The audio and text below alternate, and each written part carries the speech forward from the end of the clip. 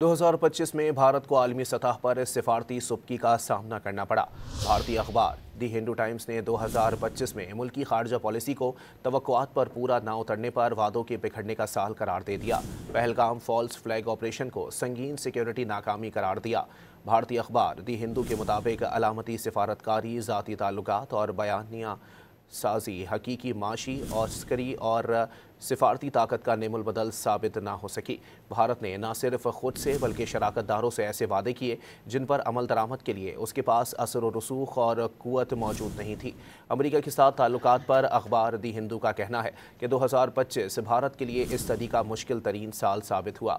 25% tariff, रूसी तेल पर इजाफी पाबंदियाँ और H-1B वीज़ा कदगनों ने साबित कर दिया कि भारत की वाशिंगटन के साथ शराकत मशरूत और मफादाती है।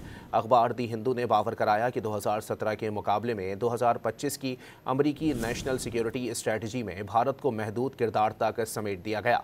चीन और रूस के हवाले से तमाम तर आला सतह मुलाकातों के बावजूद लाइन ऑफ एक्चुअल कंट्रोल पर कोई ठोस सिक्योरिटी पेशरफ्त नहीं हो सकी। सरमायाकारी रुकावटें बरकरार रहीं और भारत महज अलामती मौजूदगी तक महदूद रहा। तवानाई के शोबे में अखबार दी हिंदू ने वाज़ेह किया कि अमरीकी दबाव के नतीजे में भारत को रूसी तेल के मामले पर अपने मौक़िफ़ से पीछे हटना पड़ा। अखबार दी हिंदू ने पहलगाम फॉल्स फ्लैग ऑपरेशन को संगीन सिक्योरिटी नाकामी करार दिया। पहलगाम हमले के बाद भारतीय अस्करी कार्रवाइयों को सिफारती सतह पर आलमी हिमायत न मिलने का एतराफ़ भी किया गया। भारतीय कार्रवाई के बाद तैयारों के नुकसानात पर खामोशी ने भारत की साख को नुकसान पहुंचाया।